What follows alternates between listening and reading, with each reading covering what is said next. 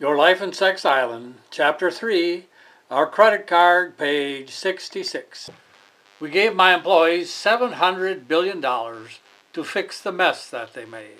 I thought that they would put the thieves who did the stealing by creating and selling that worthless paper, now called toxic assets, I thought that they would put them in jail. Now my employees in the government are going to take my money and buy those nearly worthless contracts from the bankers and dealers who hold them now, the toxic assets. Not one had the limited decency to jump out of a 40-story window. Will this help my sons with the properties that they own? You mean, will the $7 billion bailout help your sons? Yeah, that's a lot of money. Will it help my sons? Nope, not a whit. It won't help your sons or anyone else who has a troubled mortgage. Paulson is paying billions of our money for crap. How can that help anyone but the thieves? Where was Paulson when Jesse James wanted to get off the hook? It won't help anyone who gets mildew on his wash. It will help a few who live high on the hill.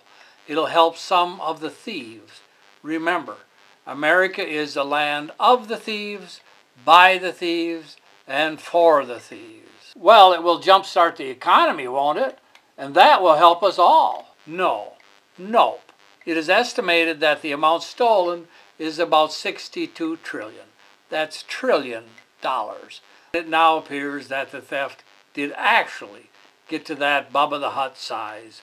$700 billion is only about 1/100th enough. That's like trying to pay a mechanic $7 for a $620 engine repair for your car. It ain't gonna go.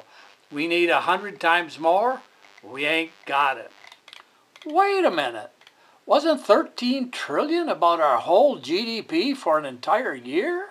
The money stolen is 4 3/4 times everything that we produce for a whole year? Yup.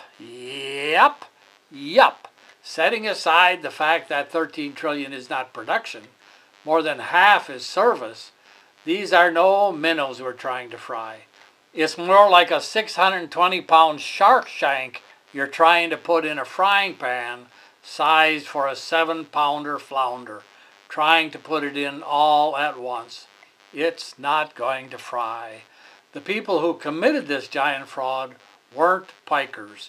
They were massive thieves. But that's $700 billion being dumped into the economy. It just has got to help or we are all shitted.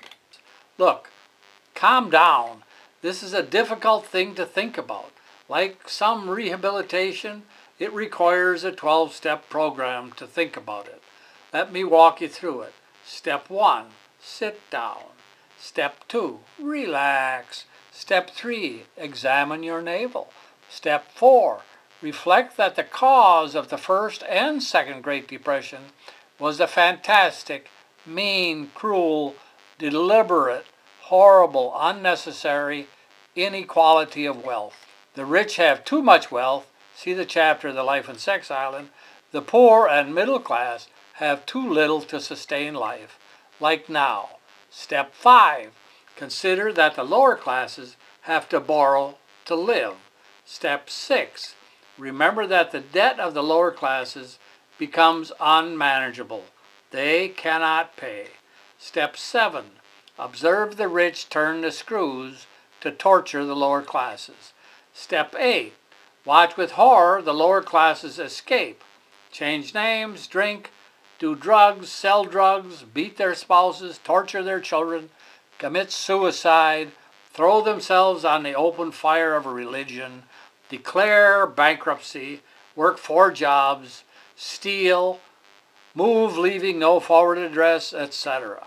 Step 9, notice the rich demand that the law punish the lower classes. Step 10, see the politicians say, oh my God, we might not get reelected. We maybe should do something, but I don't know what the F. Step 11, gawk while the politicians give $700 billion to the rich thieves. Duh. Step 12, be delighted to see that then things really go to hell. There's a fire on the grill, throw gasoline on it. But some experts are saying that lack of faith in the banks is the root cause of the financial freeze. That's like saying that vomiting is the root cause of drunkenness. Maybe so, but other experts are saying that the bad mortgages are the root cause of the financial meltdown. Experts. We've had experts, also known as professional liars, running our economy, and look what happened. To say that bad, naughty mortgages caused the Second Great Depression is like saying, let's see what. Oh, remember I told you about the speeding car driven by a dead man, shot in the head, crashed into the car behind my wife's car, then that second car crashed into my wife's car, then my wife's car smashed into the car in front of hers, throwing her car into the middle of the road. Then finally the speeding car driven by the dead man hit my wife's car, all in an instant. Well, to say that the naughty mortgages caused the Second Great Depression is like saying that my wife's car caused that crash. The massive inequality in our economy is a speeding car driven by a dead man shot in the head. It is going to crash into something. If the speeding car driven by a dead man hits a tree, the experts, the Mr. Magoo economists, would say that the tree caused the crash.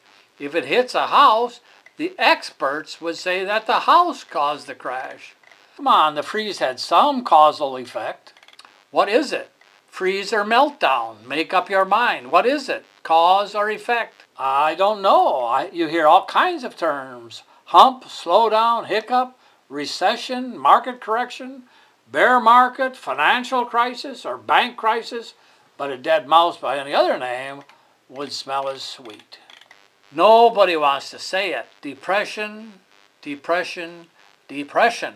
The Second Great Depression. To say that the root cause of the financial meltdown is the bad subprime mortgages is like saying the empty bottle is the cause of drunkenness. Drinking causes the empty bottle. Drinking causes drunkenness. Maldistribution of earnings, wealth, the middle class having subsistence wages caused the First Great Depression, causes bad mortgages, causes financial meltdown, and causes the Second Great Depression. Dumping $700 billion at the top is like curing the drunk by giving him another drink. We're screwed. You're saying we are screwed. Yeah, we're screwed, but look at the bright side. No, really. Until we have a severe depression, we are just heading toward a depression. That didn't come out quite right. We have been going downhill since the last major depression. We have been heading for a depression for 50 years. But the class warriors, aristocratic class terrorists, owned the Congress, owned the corporate media, owned the guppies, the professional liars in the think tanks, owned the goody foundations, owned the president, the moneyed religions, businesses, and owned the Supreme Court. They were all very happy with the massive, unfair inequality. The public was distracted with and by sports, frivolous, moneyed religion nutcakes, tits and ass, fear factor wars on this and wars on that, and Americanus publicus ignoramus never seems to catch on. Meanwhile, the only war worth noting has been the war on the middle class. The middle class lost. The class warriors, aristocratic class terrorists, were in complete charge of everything. They made certain that the guns of the law were pointed at the poor and middle class, and the judge seats were stacked with midi-idiots. They made certain that the poor and middle class were sinking into a financial morass. There was no chance that the downward dash could be stopped.